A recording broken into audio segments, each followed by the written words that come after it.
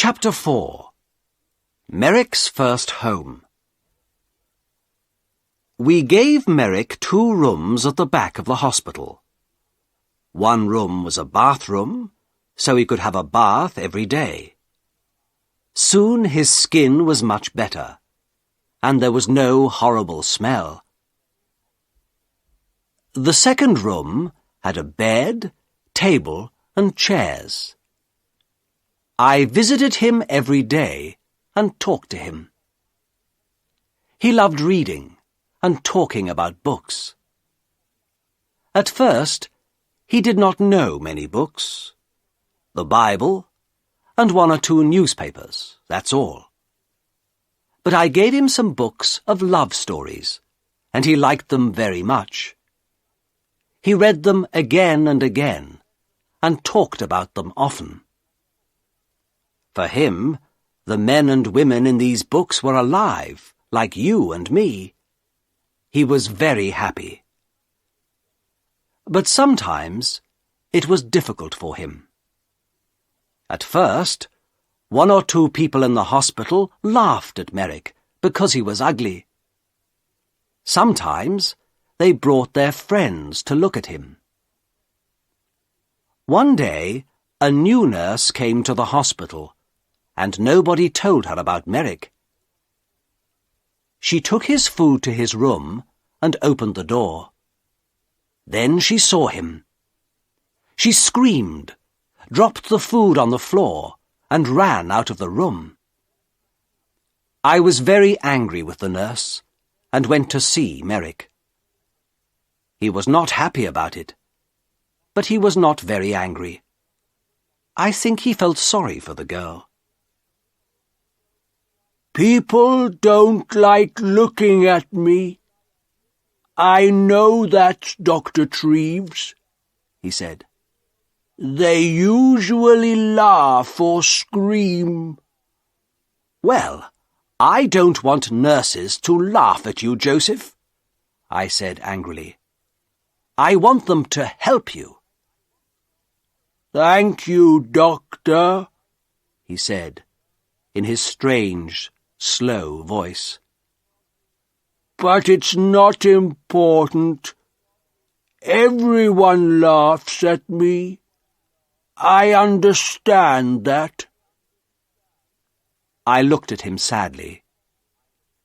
In his one good hand, his left hand, he had the little picture of his mother.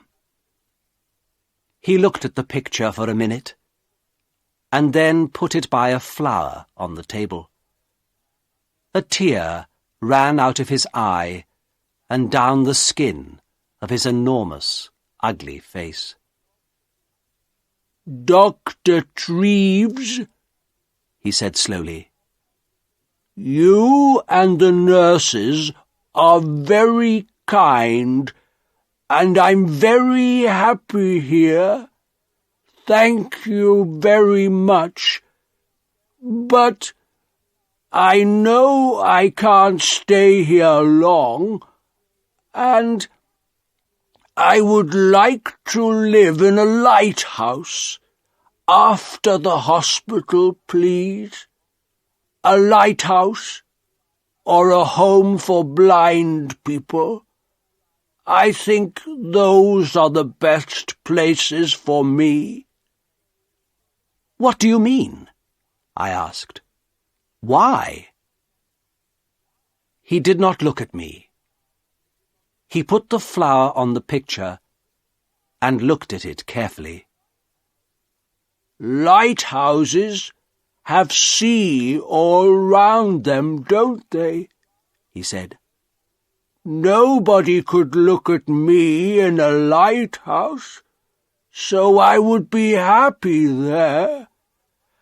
And blind people can see nothing, so they couldn't see me, could they? But Joseph, I said, this is your home. You live here now. You aren't going to leave the hospital. Not today, perhaps, he said. but soon. You are a kind man, Dr. Treves, but I can't stay here very long. I have no money. I smiled. Joseph, I said, this is your home now. Don't you understand?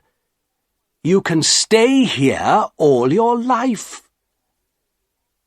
Very carefully, I told him about the letter to the Times and the money.